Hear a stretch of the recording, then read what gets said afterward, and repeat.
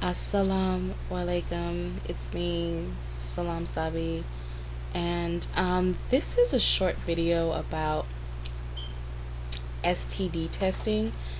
For those that don't know, sexually transmitted diseases. It's actually been changed to sexually transmitted infections. For those that don't know, I can't explain the importance of going into a marriage with certain things being clarified, especially one's sexual health. I think I know as Muslims we're supposed to automatically trust each other, but it's very obvious that, especially here in the United States, where a large percentage of Muslims are reverts. And even if they're not reverts, they could have been formerly married. And of course, you don't know what they have. I mean, let's just be honest. You can't look at somebody and tell if they have HIV. You can't look at somebody and tell if she has herpes. You can't tell if somebody has genital warts. I mean, you can't tell these things. Only testing can actually tell you if someone is carrying a certain disease that could be permanent.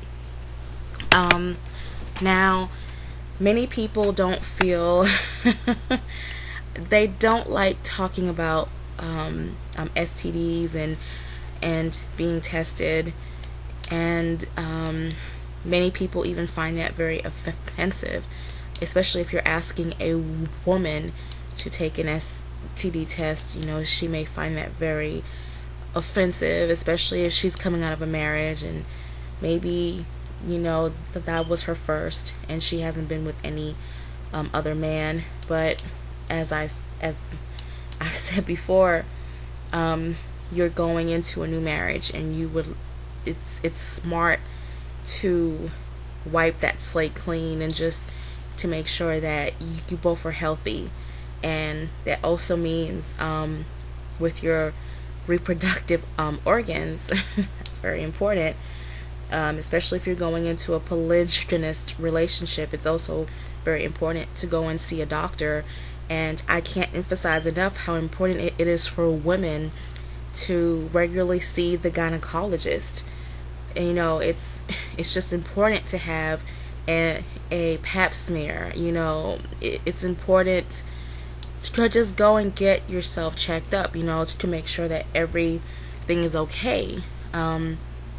Infections can turn into something else at times if you wait too long to go and see a doctor. So please, before you run down the aisle, make sure that you're clean and that you don't have any STDs or STIs, which are sexually transmitted infections, and to also discuss what form of birth control you plan on using, because as we all know, birth control is permissible in Islam. Alhamdulillah to that, because not all couples are trying to build an army. Just kidding. But not all couples are trying to rush into parenthood. So there is, of course, birth control. Certain ones are permissible and certain ones are not. So it's best to sit down and talk and discuss that and find out what is haram and what is halal, and to use those methods, in order to not have children until you're ready. Of course, Allah, He says so. So, I mean, you can pop a pill or use a condom and still get pregnant, because, all Allah has to say it is and it is, and you have a child, Alhamdulillah. So, it's just very important to just get STD tested. And if you don't have enough money, most states have clinics that are either free if you have no source of income, or either it's a low cost. If you have insurance, you can make an appointment at your doctor's office and you can have all of those tests ran. And a female not only needs a blood test, she also needs to have a pap smear and a vaginal swab so that they can go and see if you don't have anything.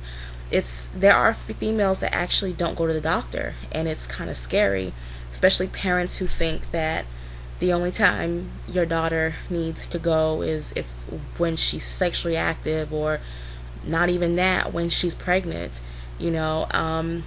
Once a girl is really entering into her, I think once a girl is 18 or 16, I forgot the exact age, she can start seeing the gynecologist.